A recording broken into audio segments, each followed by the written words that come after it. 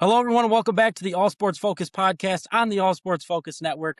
We're back here doing a little NFL Conference Championship preview. We've got the five of us here today: Troy, Ryan, Pep, and Sean. Say what's up, fellas.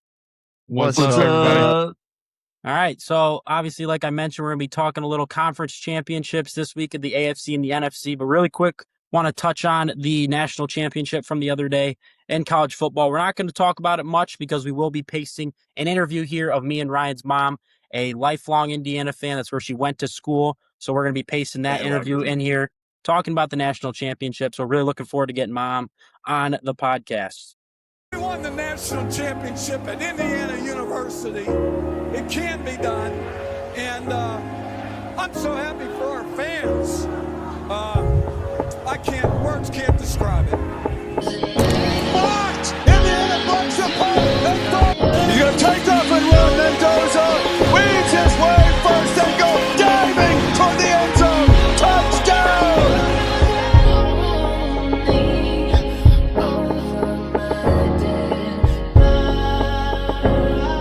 Hello, everyone, and this is our little in-episode interview here with our very own mom, our Indiana fan in the family. She is an alumni of Indiana. Mom, say hello. Hello, everyone. We're very to get our mom on this. We felt it was a necessity here after Indiana completed the perfect season, 16-0, national champions.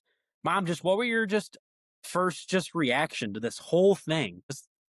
This whole turnaround of national champions in year 2 under Signetti. Well, I have to tell you, I have never been so nervous for football games the last couple of weeks watching them play when I don't have skin in the game, meaning my own kids are not playing, and just wanting it for all the fans and how hard the players have worked, just wanting them to accomplish this when they got so close into the championship game. So, and I think the most ironic thing is IU basketball was on last night and they were stinking it up against U of M. And I was like, yeah, who cares? We won the national championship. You're a football coming school now. from yeah, exactly. So coming from when I was there, we won the national championship in basketball in 1987 against Syracuse. So I was on campus for that senior year, ran to Kirkwood, the Fountain, the whole 9 yards. So to go from that perspective to we went 16-0, we're national championships, and we had no 4 or 5-star recruits on our team. How about that? Yeah. Hoosiers. It's crazy. I mean, we've said it many times in past episodes that just the sentence of Indiana University is the national champion in football. Just that sentence out loud blows my mind. When 3 years ago, Tom Allen was your head coach, and there was no sense of future at all for that program, and they were just down in the dumps. I mean, we just talked about it before we started recording this.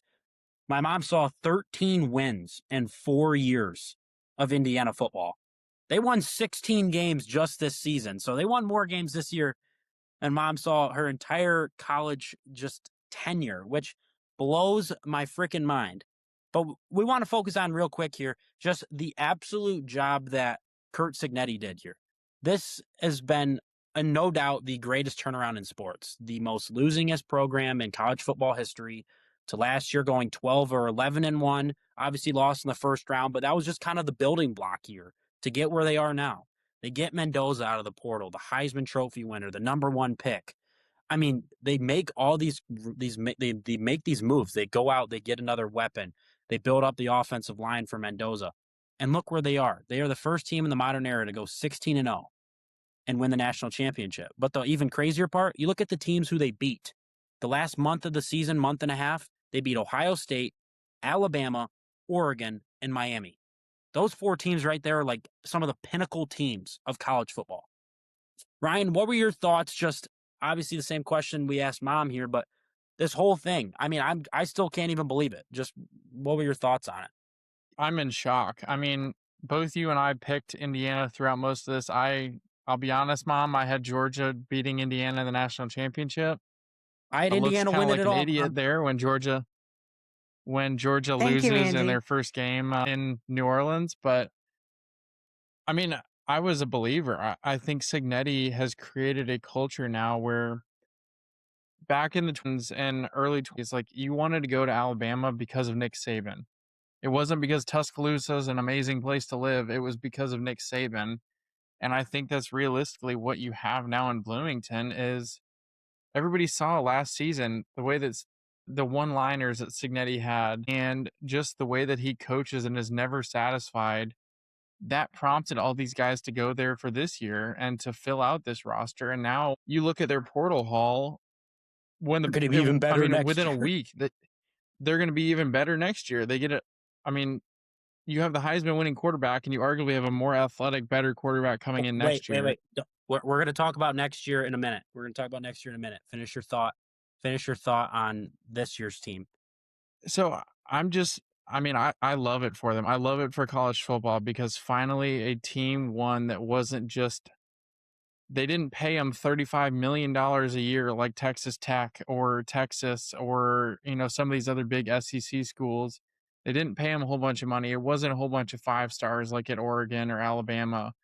It was just a bunch of guys that cared about each other, wanted to play for each other, wanted to play for Signetti, and wanted to play for a school that had never had success in football. And all of that together look at how much red was in Atlanta for the Peach Bowl. And look at how much red was in Miami in their home stadium for the national championship. It brought up this fan base that hasn't had anything to cheer about for years. And I think it's awesome. Well, So, Mom, the last question. Indiana has the biggest alumni base of any university. Mm-hmm. So yeah, you're going to They were get talking a about lot of that. support, obviously. Yeah. So, Mom, the last question I'm going to ask you here before we talk about the future of Indiana is, when did you really start believing in this? Obviously, last year, everybody was calling it a fluke, whatever. They had an easy schedule. And then this year was kind of the same. Was it the Oregon game when you really started believing that this was real? Or did you believe all along? Were you a true Hoosier? I would have to say the Oregon game, yes. And then they pulled one out in Iowa because we were at your baseball game and I was watching it on my phone. And then watching the Penn State when they came back, like, I was like, they're going to lose to Penn State. Are you kidding me? Like, they're going to lose. And then Fernando throws that pass and Omar Cooper Jr. makes that amazing catch and like, you still hear Gus Johnson yelling, like, my One of the gosh, like, best that's a calls of catch, all. kind of. Yeah. So I think probably those 3 games. And then I just kind of felt that they were dominant when they went and beat Oregon. And so that's a great program. I like Dan Lanning. I mean, he's got good players and all that. So yeah, then it's like, it got to be kind of fun. It was like, wow, this isn't a fluke. They maybe are pretty good. But never in my wildest dreams did I think a national championship. I mean, never. Even winning those games. Yeah. No. That was, No. it's just, I was watching Aiden Fisher, the 2-time All-American linebacker, the 2-time All-Big Ten linebacker for Indiana, was on the Pat McAfee show today. So I watched his interview and he kind of said the same thing that Ryan said. It's like, why wouldn't you want to come play for Kurt Signetti? He was like, he's this player's coach. He's trying to help you. He's trying to coach you. And Kurt Signetti's big on, like, he coaches the coaches and the assistant coaches coach the players. So obviously he's still the head coach. He's going to help out where he sees fit, but he's just that good of a leader, that good of a coach to where, it's like, I want you to go tell this kid this is what he needs to work on. And I trust you enough to be able to go teach him that and fix that and correct that. And that's a lot of trust that he has in his coaching staff, and just shows you it's the same thing that, like, we compare him to Nick Saban a lot because he comes from the Saban tree. That's the same type of thing Saban would do. He would trust his position coaches. Besides, he always says DBs were like his position. He was always coaching the DBs, Saban was. But all the other ones, he was like, I trust my guys to go coach them. They're my assistant coaches for a reason. They know how to do their job. That's the same way Signetti leads his program. And it just shows how great of a leader he is to see the type of reaction that all of the players had around him. Like when he points up, and obviously he was pointing up to his dad, who was a football coach. He was pointing up to God, all those type of things. And then seeing him get dumped on with the water by Becker and Aiden Fisher, and just seeing Kurt Signetti smile is like a solar eclipse. It's like, you never expect it. It's like at the least amount of times, it was like, when they were beating Alabama by 40 points, he looked like they were down 40 points on the sideline. It's like he's all pissed off. It's like, that's just the type of guy he is. It's the type of guy Saban was. That's just the type of coaches you see succeed. And it's awesome to see because it's just ridiculous. And he backed up his words too. That's what makes it even better. I mean, when he went to the basketball game 2 years ago when he got introduced, and he's like, Purdue sucks, Michigan sucks, Ohio State sucks, and everybody on X and Twitter is like, who the hell does this guy think he is? He's at Indiana. Like, no coach at Indiana. Well, he said, him out. I win, Google me. Yeah. And then when he said on College Game Day, I'll beat top 25 teams, we kicked the shit out of them. Obviously, that one kind of backfired because they lost to Notre Dame. But this year, I mean, it's the fact that the way they were able to beat teams in the playoffs, obviously outside the national championship game, but that just shows the type of resiliency that team had because they were able to win those different types of games. They were able to win in blowout fashion. They were able to win in close games like Iowa, like Penn State, like Oregon the first time, like the national championship. That just all comes down to coaching as well. And it also comes down to the players. Not taken away from what they did and what Mendoza did is ridiculous. That fourth down run will go down as probably a top 5 play in a national championship. That's a statue play. That is ridiculous. That play of running, nobody in the world expected a QB draw. And for Mendoza to break a tackle, juke, break another tackle, and then dive across the goal line, it was just absolutely ridiculous.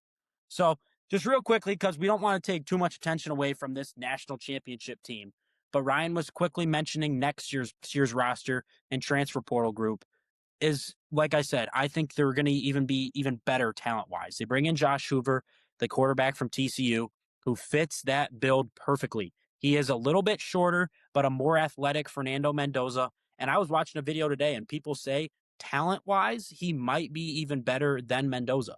Obviously, Mendoza is the number 1 pick, Heisman winner, so we're not trying to get too far out of the ballpark here. He's still got to prove himself, Hoover does. But you don't really expect too much of a drop-off. You got Charlie Becker coming back. You got Omar Cooper coming back. You're bringing in Nick Marsh from Michigan State, who was a number 2 wide receiver out of the portal.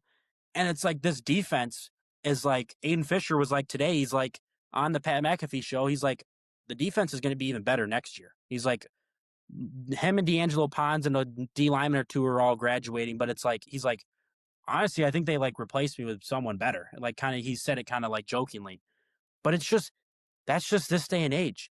And this is what we saw Nick Saban do all those years at Alabama. He won, and then his team got progressively better and better and better and better every single year. And that's sure what's looking like Kurt Signetti's going to do at Indiana. So, Mom, wrapping it up here on our quick little interview, just final thoughts, just anything you want to say about this whole 2-year run that I fully expect to continue for the next 5 years here in college football in the Indiana Hoosiers.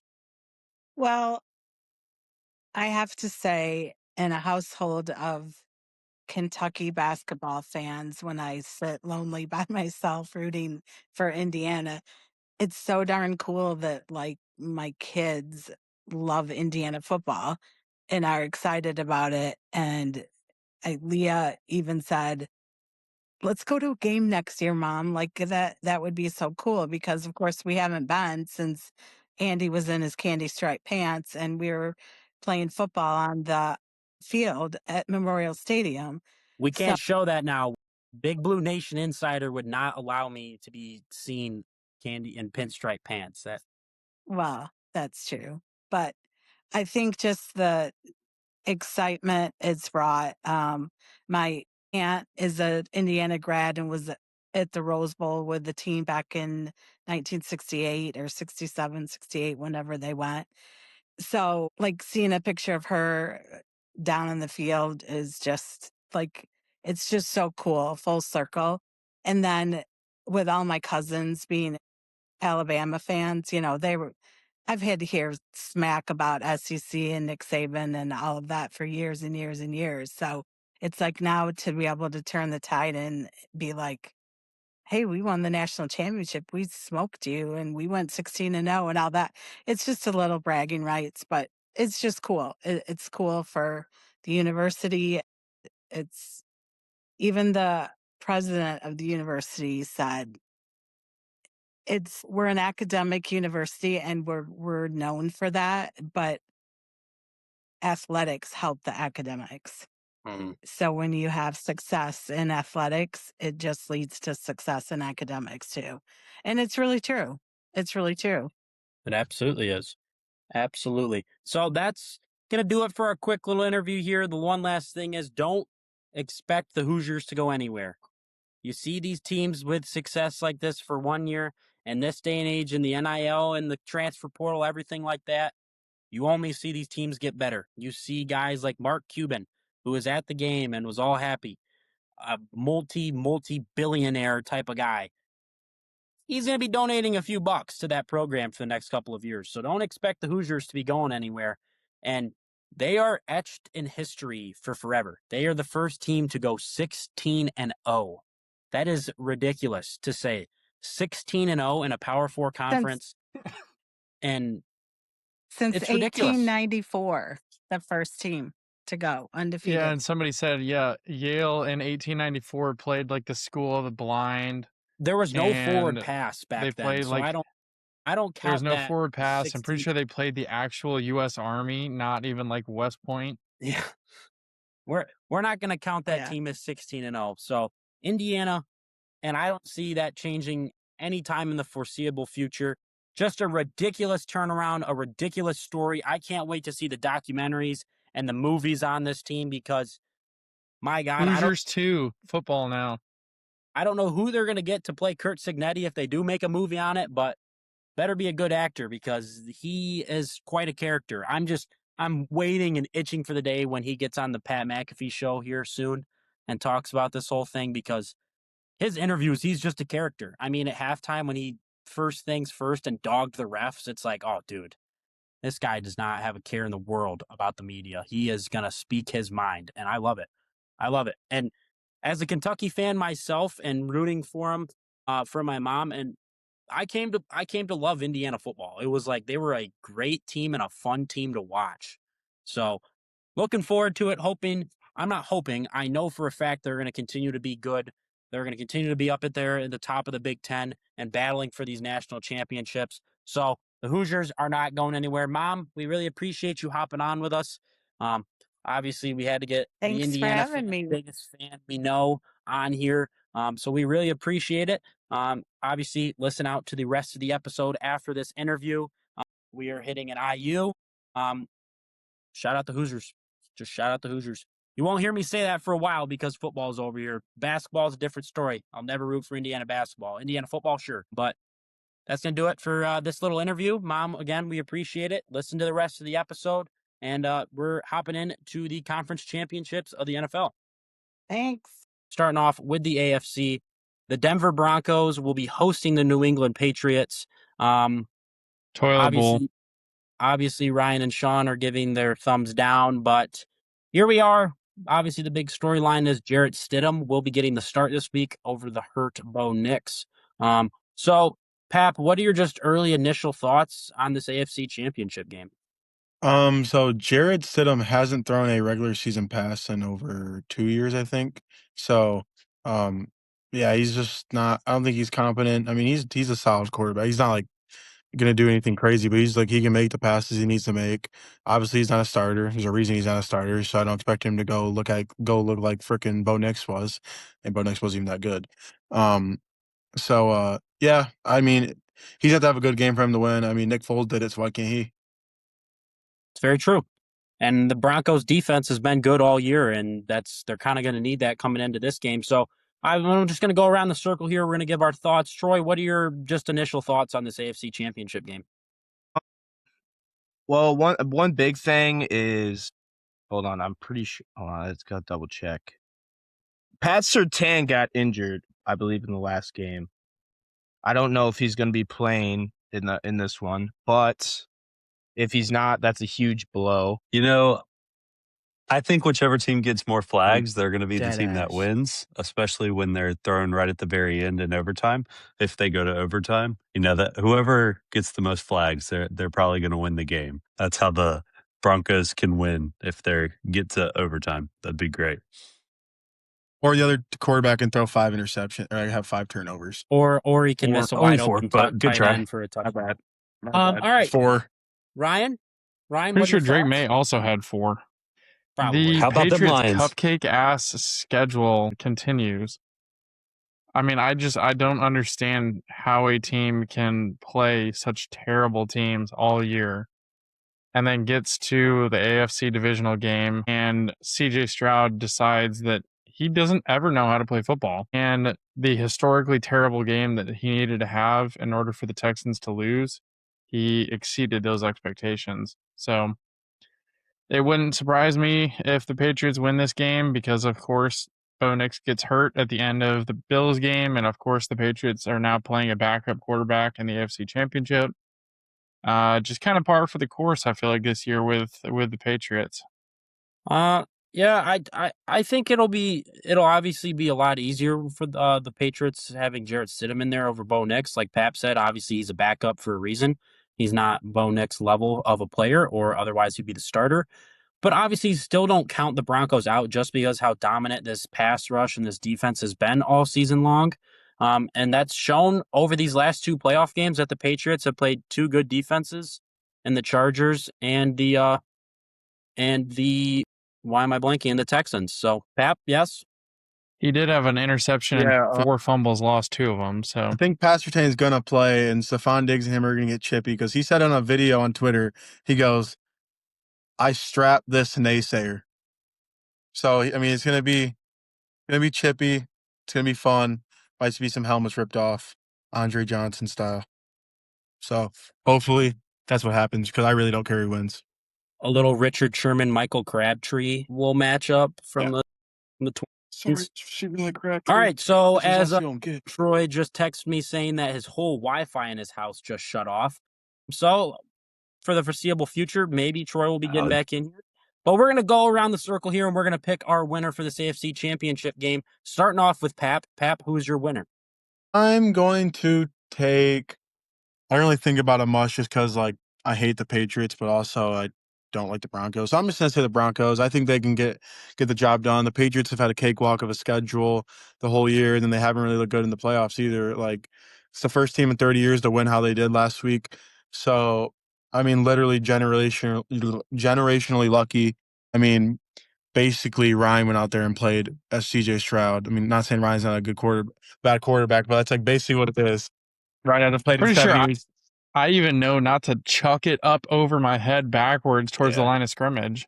Yeah, but like sacked. that was just a really bad game from both sides, in my opinion. I just think Jarrett Stidham is just going to go shock the world.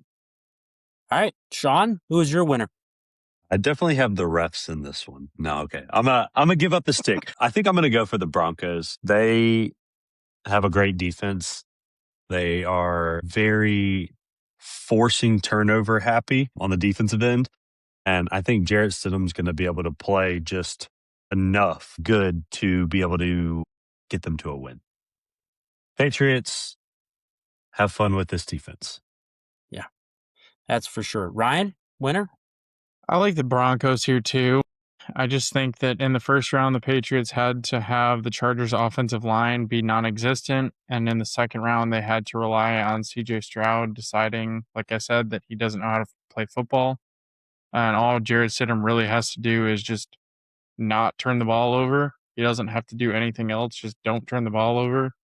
And I don't see how the Broncos defense doesn't force multiple turnovers. Drake May had 2 or 3 fumbles and an interception against the Texans. So the Patriots will turn it over. You just have to force them into it. And the Broncos can get it done. Welcome back, Troy. Troy, who is your winner of the AFC Championship? Okay, yeah. As I was saying, Patriots got injured. I don't know if he's going to be back for that game. That would be a big blow if he's not. But I agree with what Ryan was saying. the Patriots, they've had a cakewalk schedule all year. They had CJ Stroud forgetting how to play football last week. I'm not going to get into it with him, but anyway, Drake May wasn't playing great. He's been MVP candidate all year when he's been playing bums. And this Broncos team, although I think they're also fraudulent, both these teams are fraudulent in my opinion. But I think the Broncos can pull it off as long as Stidham if he plays like a game manager, I think they'll be fine. I think that's all they really need out of him. Force maybe 1 or 2 turnovers from the Patriots, and I think they'll get it done. I don't know, but both teams are fraudulent, and neither of them are going to win the Super Bowl anyway. Yeah, that was my first point. Was whoever wins the NFC Championship is going to be my pick to win the Super Bowl. Either or, but I don't know. It's tough because obviously he's the backup quarterback, and are we really about to sweep the Patriots here against the backup quarterback? I'm going to say no to the sweep. I'm going to pick the Patriots. They're too, I don't know. Their defense played really well against the Texans. Yes, CJ Stroud did suck. I'm not saying they forced how many turnovers? Okay. Yes, it's still on CJ Stroud. It's like saying the ground gets wet when it rains. That's not even, but a couple of those were good plays. Like, obviously, the defense still has to do something to force an interception. So, for that fact, I'm going to pick the Patriots. Threw right to me. This kid is just only roots against the teams that the Bills don't like. He's just so biased all the time. The Patriots are going to win. All right, watch the Patriots-Texans game. Again, I'm not arguing the fact that CJ Stroud sucks. I'm just saying the defense still has to do something to force turnovers. I'm not arguing anything else. The defense still has to, I don't know, move and catch the ball. It's not like they're just standing there and it's, oh my God, the ball came at me. No, there were a couple of times where them literally standing there and the ball coming right to them.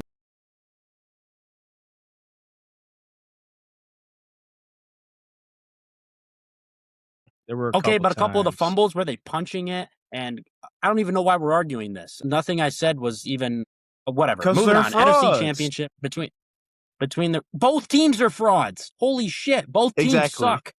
God, they're both frauds. I mean, shit. That's what we're saying. I agreed with that. The fact that a team like the Bills or any of them aren't winning the AFC this year blows my freaking mind. I mean, holy crap. The Bills suck. No Mahomes, no Lamar Jackson, no Joe Burrow, and we've got Jarrett Stidham and Drake May in the AFC Championship. Bro, you're getting rage baited, bro. Where are the excuses? All right, moving on. NFC Championship, Rams and Seahawks. Another battle of the NFC West. Just 2 absolutely great games in the regular season between these 2 teams. Hopefully, I'm hoping, because obviously I'm rooting for the Rams, but hopefully the play calling's a little bit better. Sean McVay even said himself that he kind of had a bad game on the play calling standpoint. But the last time they played the Seahawks, they dropped like 35 points. So I don't think that should be a problem. But the Seahawks also absolutely rolled the winners in the divisional round. So, Pap, what's your just initial thought and who's your winner of this NFC Championship? Actually, I mean, I'm just thinking I just think the Seahawks are a better team. I mean, Rams played that game way too close to the Bears. I think they could have really put it on them, and they just did not exploit the opportunities they had. So I'm just gonna say Seahawks. Not much really to say there. Hopefully K9 has a good game. So I like that guy. So yeah, go Seahawks, I guess. Sean, thoughts in your winner? I like both of these teams a lot. I'm a big fan of the Rams, especially Puka Nacua, Stafford, Kyron Williams. Have all of them on my fantasy team. Goats. But I also really like the Seahawks on both sides of the ball. I think that if Darnold doesn't get in his own way, then the Seahawks should win this pretty handily. But as we saw in the regular season, first game, Darnold throws 4 picks. And then second game, they go into overtime. They win on a 2-point conversion. So it was literally like Angel Darnold, Devil Darnold. Like, which one are you going to be? So we're going to see whichever one. I think it all comes down to that. They're both going to put up their stats, probably both throw some picks, but I think I am leaning more Seahawks, but I do want the Rams to win. So I'm going to go ahead and say Seahawks. But yeah, I also have a pretty cool, not stat, but both AFC and NFC championship games are coached by a Sean and a Mike. That's me and my dad's name. So pretty cool. I Nice. sent him that. He was like, whoa, that's pretty sick. A little So Filson family matchup here in the championship games. I Ryan, guess your on both thoughts and your sides. winner.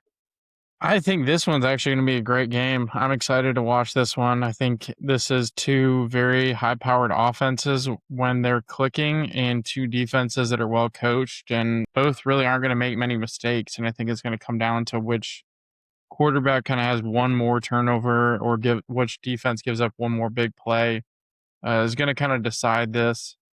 I lean a little bit more towards the Rams just because I think Matt Stafford and Sean McVay have a little more experience kind of being in this position versus Sam Darnold. We've seen him kind of struggle in some of these bigger games and high pressure situations. So that just makes me lean a little bit to the Rams side. And I think the Rams do win it and go back to the Super Bowl and eventually repeat, win it again after a couple years. They won it before. Troy? Yeah, this is gonna be a good game, dude. I'm pretty sure in like their previous two matchups, they've combined for like 45 points or something like between the two games. So like, I'm hoping maybe there's a little more scoring, but both their defenses are pretty impressive, especially the Seahawks. I mean, I know the 49ers offense at this point in the season was, let's see if Christian McCaffrey can get 5 touchdowns. But it's still very impressive that they're able to stop him from getting to the end zone even once. So, and then the offense is just all cylinders. Zach Charbonnet's out, but now K9 actually gets his spotlight all by himself. So I'm very happy for him for that because he's been getting hoed.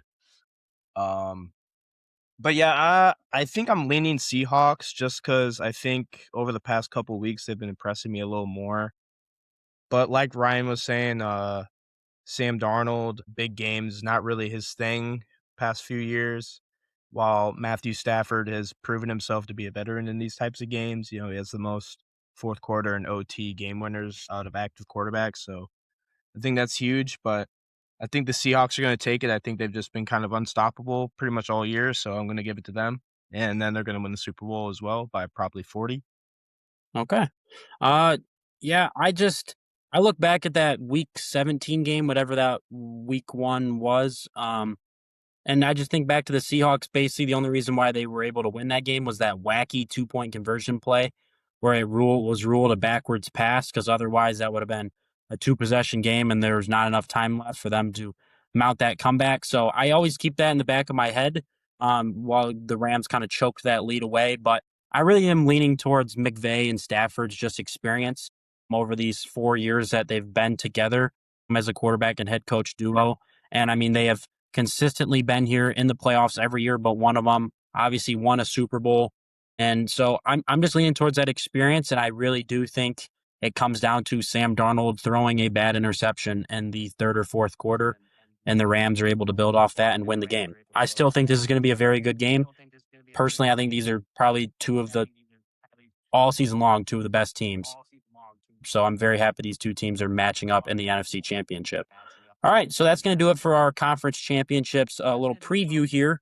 I'm moving on to the second half of the episode. We're going to be focusing on the 6 NFL head coaching openings still left open. We've had 4 head coach openings being filled, with the Giants hiring John Harbaugh. Shout out, what a great hire. Falcons hiring Kevin Stefanski. The Titans hiring Robert Saleh, and the Dolphins hiring Jeff Hafley. Real quickly, just throw out a team and a name. Who is your favorite hire so far of the 4? Pat? Probably just have to go with the Giants just because John Harbaugh's proven so much in the league. I mean, he really can't it's hard to mess it up because the Giants have such a bright future ahead of them. They have such a good offense. Defense is solid. I mean, this team could probably turn around and maybe contend for the NFC East next year, depending on how the Eagles and Cowboys pan out. But yeah, they should have a bright future ahead with John Harbaugh as a coach. I'm basically asking this question just because I want to, toot my own horn a little bit, just hype up the Giants as much as possible. Sean, who's your favorite hire? I'm also going to go with John Harbaugh. I'm just Giants are a team that I just watch a lot of because I'm a big Jackson Dart guy. I really can't wait to see how much he is able to unlock Jackson Dart and the passing game and also the running game with Scat, Tyron Tracy, Dart himself. But yeah, I think it's an incredible hire. Not surprised that he was the first coach off the board, but I do wonder if he's talking to his agents being like, dang, we didn't know that the Bills were going to open up. That would have been a nice one to go to. You're not wrong there, but like we were talking about in the group chat earlier, take Josh Allen off that team, and you can't tell me that. Future-wise, maybe. I'm not making any crazy accusations, but you're right on that part. I'm happy we got the deal locked up before the Bills fired McDermott. So, Ryan, who's For your sure. favorite hire so far of the cycle? I don't think it's even close as far as it being anybody besides John Harbaugh. I mean, a very accomplished coach, Super Bowl champion, going to, like everybody has said, a very bright future team in a big market like New York. All the other ones are just kind of like, okay, cool. Like Stefanski will be fine in Atlanta. Hafley will be okay in Miami. They still have a lot of issues. And Robert Saleh out of Tennessee is kind of like Mike Vrabel. So I don't really see any of those being like crazy, shocking. They're going to win a Super Bowl in the next 3 to 5 years. Troy? This kid's a D1 hater, Okay. so I No, it's not even because of that. I have a completely my favorite hire so far is Kevin Stefanski to the Falcons, because that just means we get to own them twice a year even harder now, because he went from That's one fair. team That's with fair. a decent tight end and a terrible quarterback situation and a decent running back to another one. And we know he couldn't coach the first one, so why could he coach the second one? Falcons are getting owned and the all first year one had Myles again. Garrett. But I was just gonna say, Troy, like right when we're done with this coaching thing, is I'm just gonna say now, one of my hot takes of next season is Falcons win the South. So Last, get ready. they're talking about. There's a couple other ones that Brian and Sean won't like either. Oh, goodness. No, hold on. I'll give my props to the Giants for hiring Harbaugh. That is pretty great for them. They have a lot of young talent, and he's a great coach, obviously. So shout out to them. Yeah.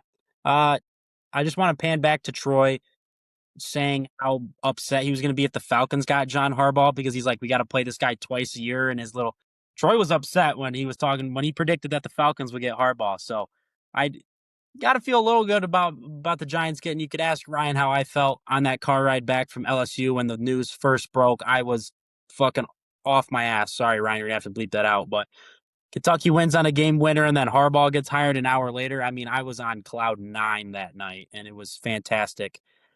Great hire. Hope we get Todd Monken as the OC. If we get that, I'm telling you right now, Jackson Dart will be a fringe top 5 quarterback next year with Todd Monken as his offensive coordinator. I'll say top 10. Okay, fringe top 5 was pushing it a little bit. I will say top 10. Okay, that was a little bit of a stretch. I apologize. I'll say top 10. Yeah. Okay. All right. So focusing on here, the rest of the hires. Wait, I did want to say one more thing. What is his name? Jeff Hafley to the Dolphins. I don't agree with that hire at all. He had a losing record at Boston College as a head coach in college.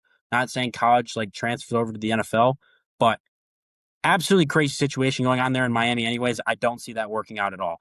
All right, but focusing on the rest of the 6 left opening hires here, or just teams, we've got the Steelers, the Cardinals, the Raiders, the Ravens, the Browns, and the Bills. The Bills, obviously, the most recent opening after everything unfolded with Sean McDermott and with Brandon Beane, the GM. I know Ryan and Sean have their thoughts on that, but we will save that for the off-season episodes, and we will dive into Brandon Beane and that whole situation. We'll let them go on their spiel, but we're focusing on the coaches for right now. So we're going to start off with the Pittsburgh Steelers. After 19 years with Mike Tomlin at the helm, he steps down and retires. I don't think he's going to come back to coaching. I really don't. I think that's it for Mike Tomlin. I think he'll end up in a studio and enjoy his life. Maybe I'm wrong, but all right, we're just going to go around the circle here. This is just kind of our predictions. We're not really going to give much of a reasoning. We're just going to go around the circle, give your coach, and that's that. We're going to start off with Pat. Pat, who's going to be your next head coach of the Pittsburgh Steelers? Brian Flores. Okay. Troy? Yeah, I'm going Flores as well. Sean? I think Sean McDermott makes too much sense. Ryan? Yeah, I think Sean McDermott ends up here. I have Brian Flores. I think they're going to go defensive minded. So that's just who the Steelers are. That's how they've always been. So expect those guys to be up there. I know I saw a report today of Brian Flores signing an extension with the Vikings, and at first I was like, whoa, he's bound out of all these head coach openings when he's interviewed. But they're just like, if he doesn't get a head coach, he will go back to Minnesota. He interviewed all these different places, but kind of a interesting report the way Schefter worded it when I first saw the notification. So, all right, moving on to the Arizona Cardinals, and this is by far the worst opening of the, I believe it's 10 total this offseason. No real future at quarterback besides Trey McBride and maybe Marvin Harrison Jr. Me and Troy were talking about this beforehand. What else do the Cardinals really have? So, who wants to take this job? Pap, who is your prediction for the head coach of the Cardinals? I'm gonna go with Vance Joseph, the defensive coordinator out of Denver. Troy? I got to say something before this. I think the Cardinals and Dolphins should probably just relegate and leave the NFL, and we can get some like XFL teams in here or something. Indiana, Anyway. Indiana, and Miami. Yeah, can come up. Indiana and Miami can, they can replace them. But anyway, I got the Mr. Kubiak of the Seahawks going down to Arizona. Okay. Sean? I'm also going with Vance Joseph from the Broncos. Ryan? I've got Mike LaFleur coming down from the Rams. Okay. All right. I originally had Vance Joseph, but then I scribbled it out for Sean McDermott. I was very between him going to the Steelers, and then I was like, I think he's going to go to the Cardinals. And I just think, obviously, he's been to the divisional round how many times in a row now? And honestly, for the Cardinals, I would see that as a win. Obviously, the Bills don't see that as a win. But for the Cardinals, I would be ecstatic with 11 wins in the divisional round. So, all right, moving on to the third team here. One of the more intriguing hires with the number one pick with Brock Bowers and Ashton Genty and $100+ million in cap space and Max Crosby on the defensive side of the ball. The Las Vegas Raiders. Pap, who is your prediction to be the next head coach of the Raiders? Honestly, there's not really much to say here. I think it's going to be Jesse Minter, and I could bet a lot of money on that because I just think that's literally one of the best fits, I think, out of all the candidate coach hires, and I think he could do good there. He was good at Michigan, and obviously Brady, Minter, there's something going on there, obviously. So I think it's Jesse Minter. Troy? I will say I do agree with that take. That's kind of like my secondary option, but I've been saying this guy should be getting another head coaching job forever. Matt Nagy. I think he finally. My God. Now hear me out. Why? Chiefs obviously on the downswing right now, and I don't think they're going to be in playoff contention for quite some time, especially with Patrick Mahomes having that ACL tear. But they already got Eric Bieniemy, think about not going back. But think about it. You're gonna have the number one pick. You're gonna have a fresh quarterback out of the draft here. You got decent offensive prospects and a great defensive player. I don't know why Matt Nagy wouldn't take the job if he does get interviewed for it. But just wait, bro. If I'm Fernando Mendoza and the Raiders hire Matt Nagy, I'm saying I'm going back to school. I'm getting my master's. I'm suing the NCAA for another year of eligibility. All right. Yeah, he still has a year anyways, but you ain't coming back when you're the number one pick. But that was just a hot take. I just the Coliseum of terrible takes, along with my Cleveland Browns winning the AFC North last year. We're just putting that up there on the shelf right now. John, who is your next Raiders head coach? I'm going with Mike LaFleur. All right. Ryan? I've got a hot take here. The Raiders trade the number one pick for Lamar Jackson and then take Jesse Minter as their new head coach. Wow. I have seen reports of that. That's not crazy to say. The Ravens are in a kind of a rebuild phase with a new coach. The Raiders have a whole ton of cap space. Lamar wants a big deal. If you're trying to keep Max Crosby around, take advantage of Brock Bowers, you trade your number one pick and maybe a second, and you go get a two-time MVP quarterback and sign him to a major deal that he's looking for, and you pair it with a new head coach and have Tom Brady there in kind of an advisor role, and you roll into a new era of Raider football. Okay.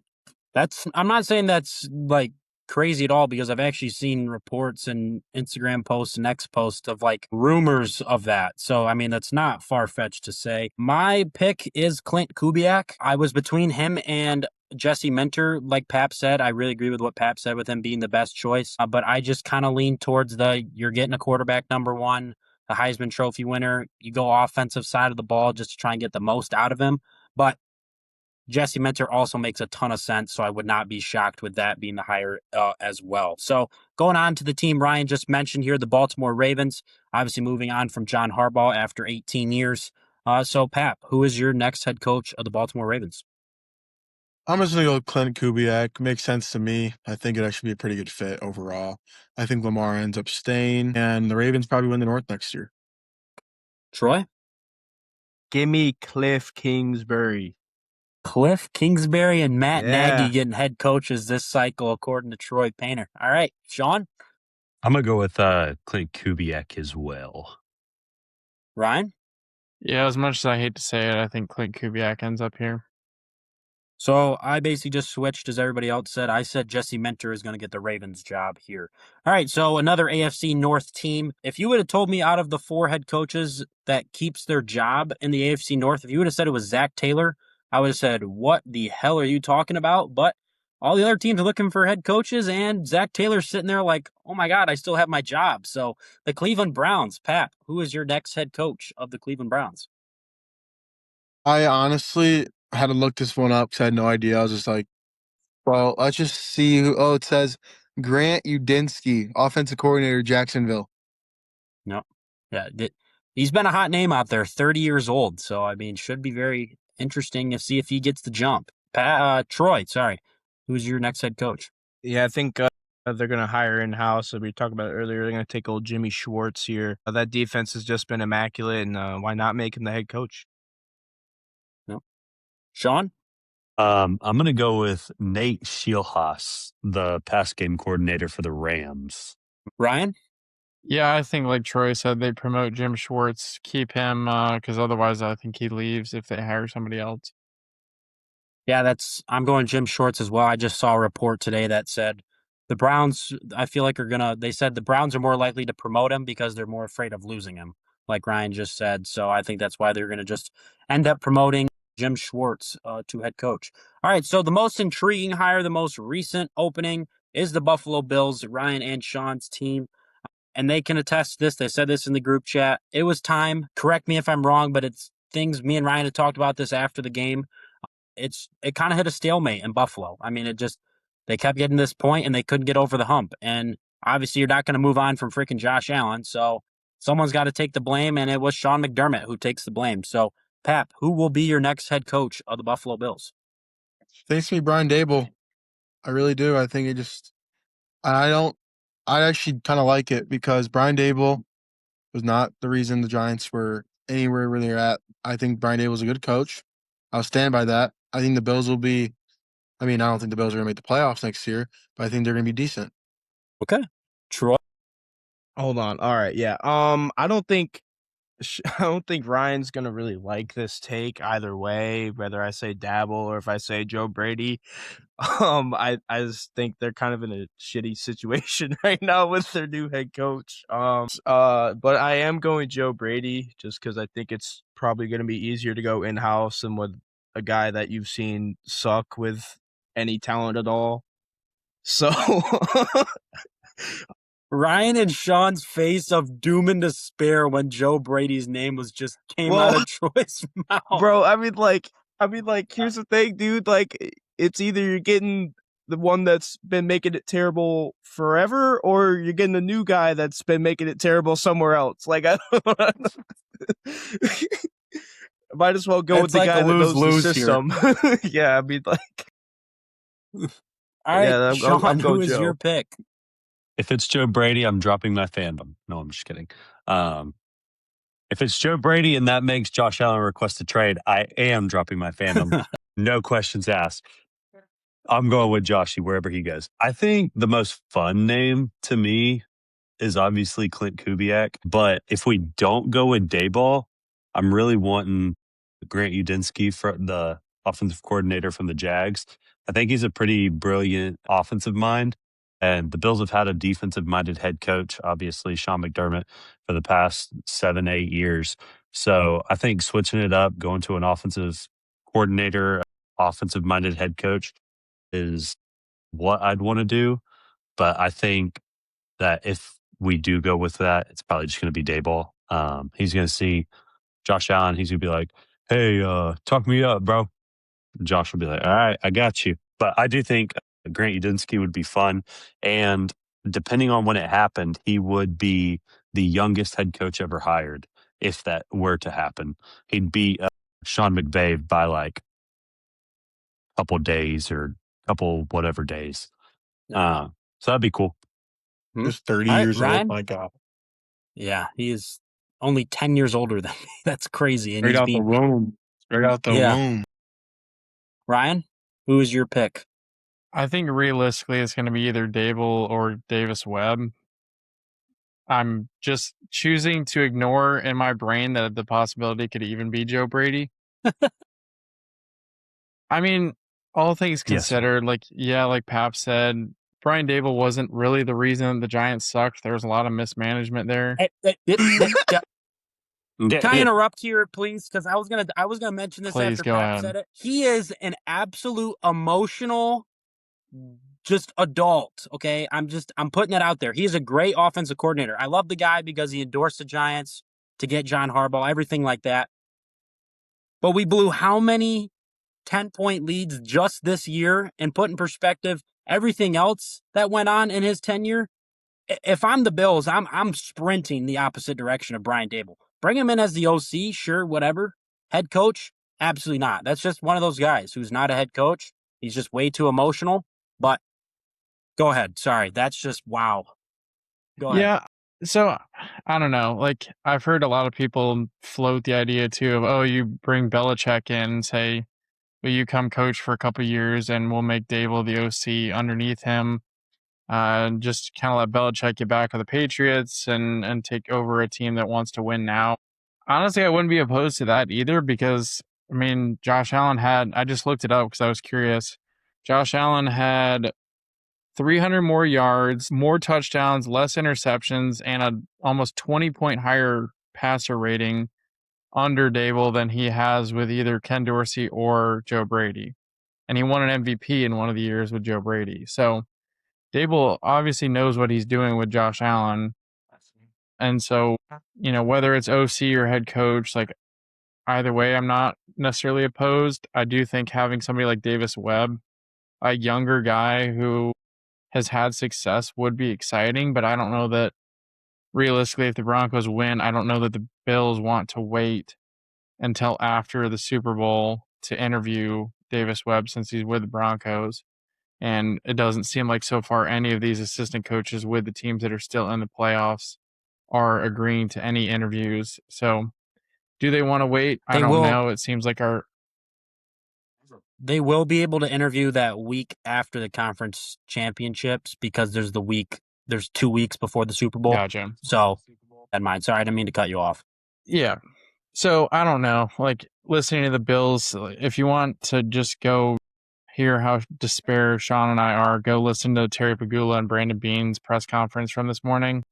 And that should tell you all that you need to know about how dysfunctional the Bills organization is right now. And I feel like they're just going to rush into either hiring Joe Brady or Brian Dable quickly without necessarily giving a chance to Udinski or to Davis Webb or one of those guys, or even Clint Kubiak, honestly.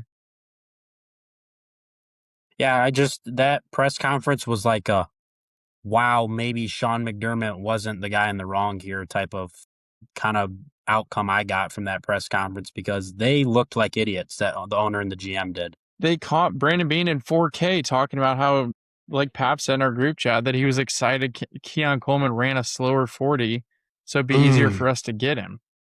But then he's going to sit up there and the owner's going to say, well, Brandon Beane was just a team player and selecting him because the coaching staff wanted him, but that's not who Brandon Beane wanted. You ain't getting away with that stuff in the days of Hard Knocks and all these in-season videos with teams and the combines and all that stuff. But my pick, I did have Brian Dable written down, but That just it just makes me laugh because it's like this was the dude that just got fired from the New York Giants in the middle of the season because he was such a bad head coach. And now he's being up for like the Buffalo Bills, what people will say is probably a better opening than the New York Giants. And now he's up for that, which blows my mind, but it's just because of like the familiarity of coaching with Josh Allen before. But I did see a funny post that someone said that Adam Gase should come out of retirement to collect the AFC East Infinity Stones after he coached the Jets and the Dolphins. I was like, where are people thinking of this shit? Like, how do people just think of that? But I think, like everybody said at this point, everybody said it's going to be Brian Dable or Joe Brady. Honestly, I just think that's the way it's going to fold. Don't really know if that's an upgrade over Sean McDermott. So, I just think Josh Allen is honestly too nice to like say, I don't want one of these coaches. Like he's honestly just at the point, and he's the type of person that he's going to be like, yeah, I'll support whoever, because he's going to blame himself for all this. And yes, the AFC divisional game was his fault. I will definitely put some blame on him, but I think overall he's just too nice to say, I don't think it's a good idea to go with Joe Brady. I don't think it's a good idea to go with Brian Dable as head coach. Yeah. It'll be interesting to follow these 6 openings. We'll probably be filling up here. I would say at least a couple of them will fill up very quickly after the conference championship games. And like last year, the Kellen Moore to the Saints, even though the Eagles were in the Super Bowl, that was basically all but signed a week before the Super Bowl. Like everybody knew he was going to the Saints. So you can see a scenario play out like that based on who was in the Super Bowl. So it's a very interesting carousel. Basically 2 weeks ago was not very good. There was about 4 or 5 openings, and then it was the Dolphins, the Steelers, the Ravens, the Bills, all these high tier jobs just kind of. All right. So go and check out all the social media pages, the TikTok, the Instagram, the merch site, the YouTube, all that stuff. We really appreciate the YouTube is doing fantastic. All the subscribers, all the views. We really appreciate all of the listeners out there for that constant just appreciation. We really appreciate it, as corny as that sounds.